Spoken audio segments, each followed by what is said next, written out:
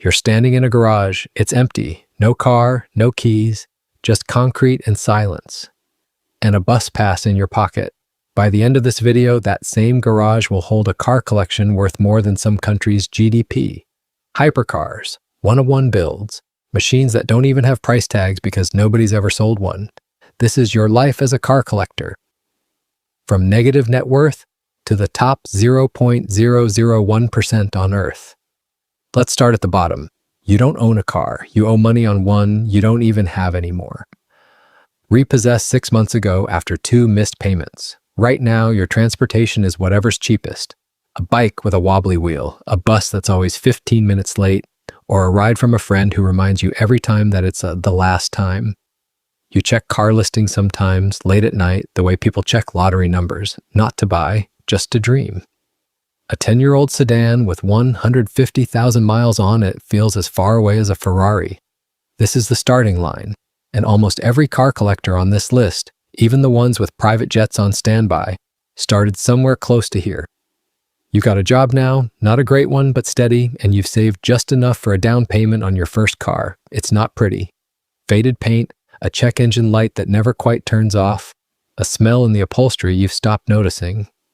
But it's yours. You financed it at a brutal interest rate because that's the only offer you qualified for. Every month, the payment eats into everything else. But there's a specific kind of pride in this car that you'll never quite feel again.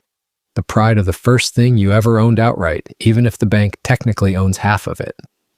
Somewhere around $50,000 to $100,000 in net worth, your relationship with cars changes. You're not just trying to survive anymore.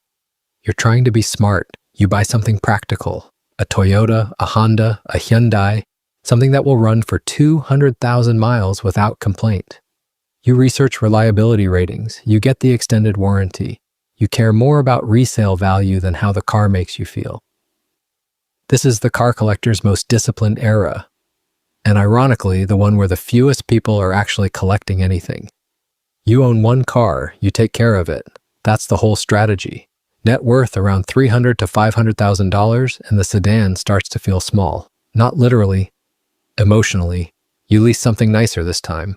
A BMW 3 Series, an Audi A4, maybe a mid-size luxury SUV for the family. The badge on the hood starts to matter in a way it never did before. You notice for the first time other cars on the road, really notice them. You catch yourself looking twice at a Porsche in a parking lot.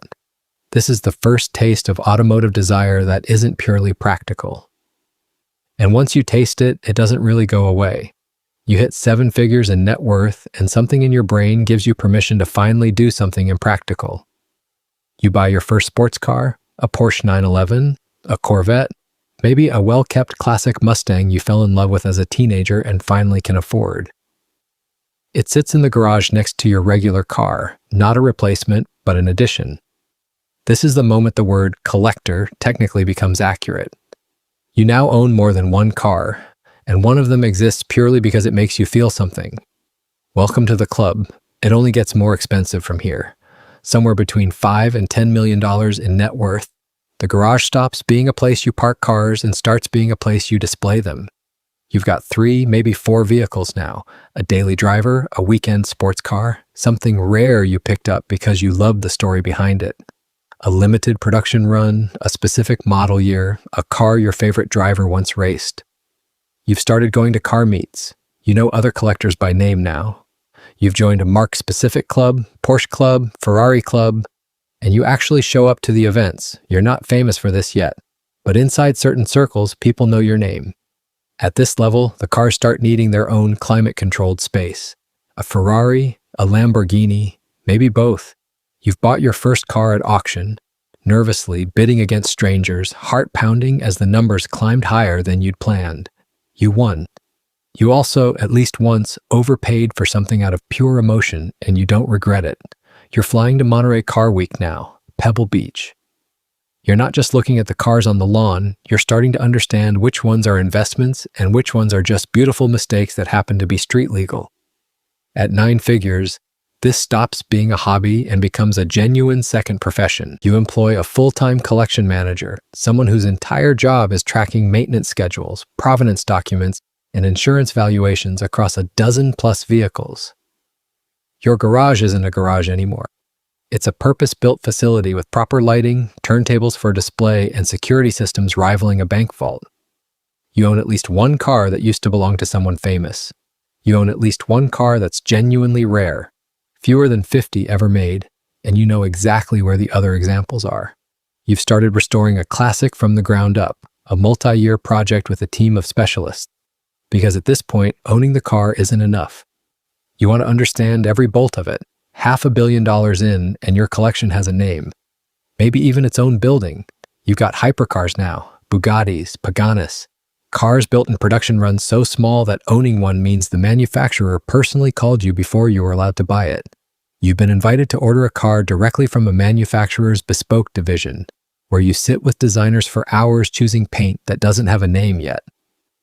Museums ask to borrow pieces from your collection for exhibitions. You occasionally lend them out, partly generosity, partly because it's a very elegant way to remind the world what you have. At $1 billion, buying cars isn't enough anymore. You start funding the making of them. You sponsor a motorsport team, formula racing, endurance racing, vintage rally. Your name is on the side of a car that's actually competing, not just sitting in a garage. You commission a coach builder to design something that has never existed before. A one-off body on a hypercar chassis, built to your exact specifications that will never be reproduced. You've started buying entire collections from other billionaires when they liquidate. Not single cars, whole fleets, absorbed into yours in a single transaction that never makes headlines but reshapes the entire private market. At this level, on the rarest tier of wealth on the planet, the relationship between you and cars has completely inverted. You don't chase cars anymore. Cars, auction houses, and manufacturers chase you.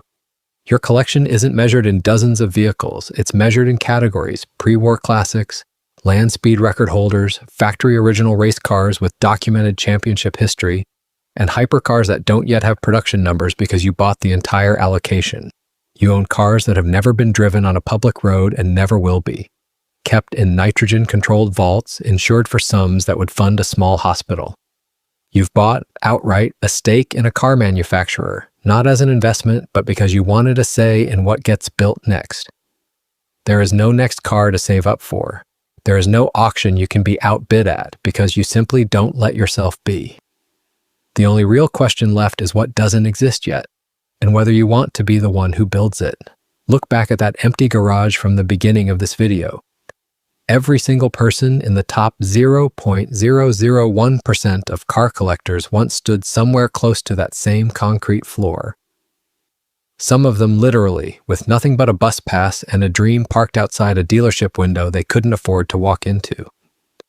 The distance between level 1 and level 11 isn't really about the cars, it's about what wealth buys you at every stage. Freedom, then pride, then identity, then legacy, and eventually influence over an entire industry. So, which level are you standing in right now? And more importantly, which one are you building toward? Subscribe for more deep dives into how wealth actually changes your life, one level at a time.